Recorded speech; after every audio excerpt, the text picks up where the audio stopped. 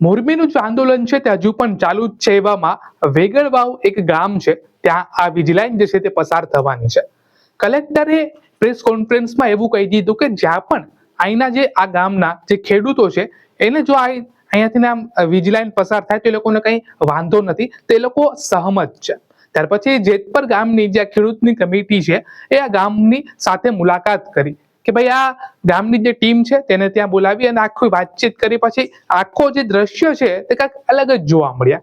એટલે કે એનો મતલબ એવો ક્લિયર થાય કે જે કલેક્ટરે જે પ્રેસ કોન્ફરન્સ કરી અને એલાન કર્યું એની પાછળ શું થયું એ આખો જે ખુલાસો છે તે આ ખેડૂત ભાઈઓએ કર્યો. સાહેબે પ્રેસ કોન્ફરન્સ કરી હતી કે વેગળવાવમાં એમઆરસી કમિટીની રચના થઈ અને જે ખેડૂતોની બજાર કિંમત નક્કી કરી. એટલે અત્યારે અમે ગુજરાત સત્યાગ્રહ છાવણી વતી અમે બધા વેગળવાવ ગામ આવેલા છે અને તમામ અસરગ્રસ્ત આ ખેડૂતો છે, બરાબર. અને એમાં બે લાઇનની કંઈક ચર્ચા છે, એનું લિસ્ટ છે. એક લાઇનમાં 40 ખેડૂતો અસરગ્રસ્ત છે, થાંભલા અને તાર, અને બીજી લાઇનમાં 34 ખેડૂતો અસરગ્રસ્ત છે. એ તમામ ખેડૂતો અહીંયા છે ભાઈ. આમાં જેટલા ખેડૂતો અસરગ્રસ્ત છે પોતાની આંગળી ઊંચી કરો ભાઈ એટલે ખબર પડે. આ બધાય ખેડૂતો તમે જુઓ, આ બધાય ખેડૂતો અસરગ્રસ્ત છે. તમે જોઈ શકો છો આ સંખ્યા કેટલી છે, બરાબર. એટલે મેજોરિટી ખેડૂતો અહીંયા ચર્ચા વિચારણા કરી, બરાબર. એ બધાનું કહેવાનું એવું થયું છે કે એમઆરસી કમિટી માટે અમે પ્રતિનિધિ નહોતા આપેલા. અમારા જે એક ભાઈ હતા એ ક્યાં ગયા આપણે ભાઈ? શું નામ ભાઈ? મુકેશભાઈ. હા, મુકેશભાઈનું કહેવાનું એવું થયું કે અમે અમારા જે 7, 12, 8માં 4 ખેડૂત ખાતેદાર છે તો 4 વતી એટલે કે બીજા 3 જણા સહમત છે, બરોબર, મને સપોર્ટ દેવા માટે. એટલે મેં એવી રીતે એવી રીતે નામ જાહેર કર્યું હતું એમઆરસી કમિટી માટે પ્રતિનિધિને, એ ભાઈનું કહેવાનું. અને વાંહે એ જ ફોર્મ ઉપર આ બીજા ખેડૂતોની સહી લઈ લીધી છે ને એવી રીતે આખી એમઆરસીની રચના થઈ છે એવું ગામના ખેડૂતોનું કહેવાનું છે. અને હવે આપણે વાત એ કરવાની છે ખાસ કે આમાં ખેડૂતનો એક પ્રતિનિધિ છે, કંપનીનો પ્રતિનિધિ છે અને કલેક્ટર સાહેબનો પ્રતિનિધિ છે. તો વેલ્યુઅર સિલેક્ટ કરવાનું હોય તો કલેક્ટર સાહેબે એનો વેલ્યુઅર સિલેક્ટ કરવો પડે, કંપની એનો કરે તો ખેડૂતો એનો વેલ્યુઅર સિલેક્ટ કરવાનો હોય. પરંતુ આપણા ભાઈએ કીધું ને કે કંપનીવાળા જ 3 વેલ્યુઅરને ગામમાં લાવ્યા અને કંપનીના કર્મચારીએ જ કીધું કે આ વેલ્યુઅર તમારો ખેડૂતોનો, આ કલેક્ટર સાહેબનો છે અને આ કંપનીનો. 3 વેલ્યુઅર એકી સાથે આવ્યા છે. અને જે ગામની 15 જણાની સાહેબે વાત કરી, કલેક્ટર સાહેબે પ્રેસ કોન્ફરન્સ 15 જણાની વેલ્યુએશન નક્કી કરી ગયા છે અને એ વેલ્યુએશન રિપોર્ટ અહીંયા ગયા છે અને એ વેલ્યુએશન રિપોર્ટ એને ડ્રો દ્વારા ઉપાડેલો છે. અને એમાંય તમે જુઓ, એકમાં 1400 છે અને બીજામાં 1420. એક આનું એક કાગળિયું મારી પાસે આવેલું છે. તમે બે વેલ્યુઅર છે, એક વેલ્યુઅરના 1400 છે અને બીજાના 1420 છે. એટલે તમે એમાં જુઓ માઇનોર ડિફરન્ટ છે.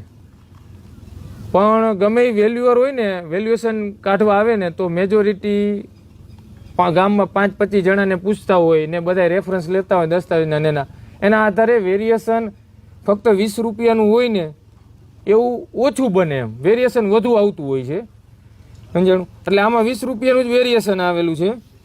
અને બીજી વાત, આપણે એક સાહેબે ઉદાહરણ દીધું છે જે સર્વે નંબરનું, એ સર્વે નંબરનું આપણે ઉદાહરણ દઈને ગુજરાતના તમામ ખેડૂતોને આપણે કહેવા માગી છીએ કે ખેડૂતોને હકીકતમાં ટ્રાન્સમિશન લાઇન અથવા તો વીજ થાંભલો આવવાથી કેટલું નુકસાન થાય છે એની સામે સરકાર તમને શું આપવા માગે છે. તો 150 પૈકી 9 સર્વે નંબર છે. અહીંયા વેગળવાવના જ કોઈક ખેડૂતનો છે, આપણને આઈડિયો નથી. એ સર્વે નંબર 25 વીઘાનો છે. ગામજનોએ કીધું કે 25 વીઘાનો આખો સર્વે નંબર છે. એમાંથી લાઈન નીકળે ને, હવે એની બજાર કિંમત કલેક્ટર સાહેબે એમઆરસી કમિટીમાં 1945 રૂપિયા ચોરસ મીટર એટલે 31,48,000 રૂપિયા વીઘે થઈ, બરોબર. આટલી બજાર કિંમત હાઈકી. હવે થાંભલો ને તાર ખેડૂતના ખેતરમાં આવી જાય ને, પહેલી વસ્તુ તો એ ખેતર વેચાવાનું નથી, વેચવા જશે તો, અને જો વેચાશે ને તો એની બજાર કિંમત અડધી જ. એટલે 1 વીઘે એને 15,74,000ની નુકસાની ભોગવવી પડે, કિંમત અડધી થઈ જાય એટલે. તો 25 વીઘાનું ખેતર છે તો એ ખેડૂતને નુકસાની કેટલી થશે? તો કે 3,93,00,000 રૂપિયાની નુકસાની આજની તારીખમાં ખેતર વેચવા જાય એટલે થાય, થાંભલો તાર આવી જાય એટલે. તો આવડી આ ખેડૂતોને નુકસાની જાય છે. એની જગ્યાએ આ નવા પરિપત્ર એમઆરસી પ્રમાણે જે કલેક્ટર સાહેબે કીધું પ્રેસમાં કે 58,61,000 રૂપિયા વળતર ચૂકવવાનું થશે. હવે આ તો એક ફક્ત ઉદાહરણ છે.